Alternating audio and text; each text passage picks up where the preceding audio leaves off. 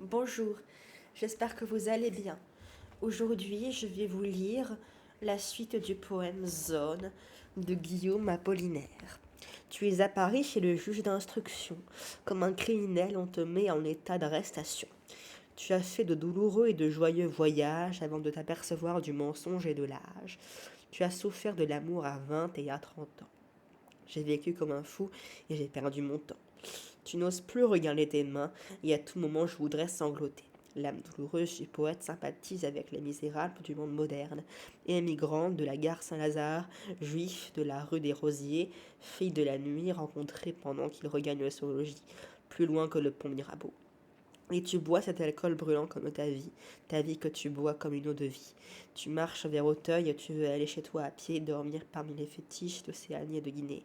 Ils sont des Christ d'une autre forme et d'une autre croyance. Ce sont des Christ inférieurs des obscures espérances. Adieu, adieu, soleil coupé. Calligramme. Poème de la paix et de la guerre, dit le sous-titre du volume publié en 1918.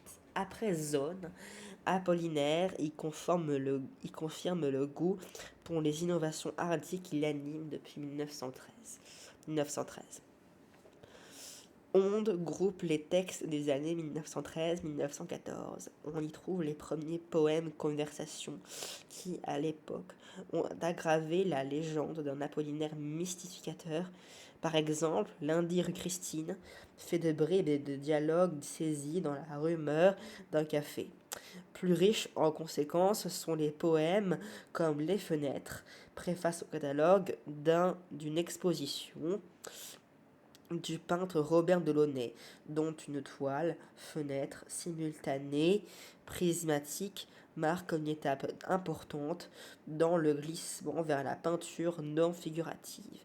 Apollinaire avait appelé orphique la technique de son ami qui voulait de simples phrases coloriées, la couleur agissant cette fois en fonction d'elle-même.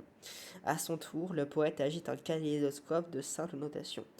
Du rouge au vert, tout le jaune se meurt. Quand chantent les aras dans les forêts natales, la fenêtre s'ouvre comme une orange, le beau fruit de la lumière.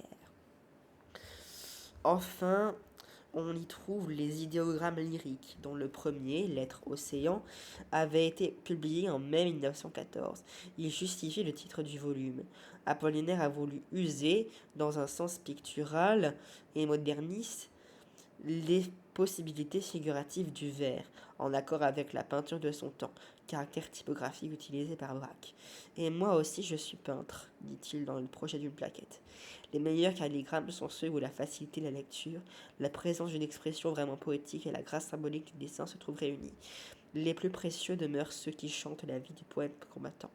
À eux seuls, grâce à l'art de l'Apollinaire, ils sont l'image complète d'une floraison innombrable et émouvante recueillie dans les anthologies consacrées aux poètes de la Grande Guerre.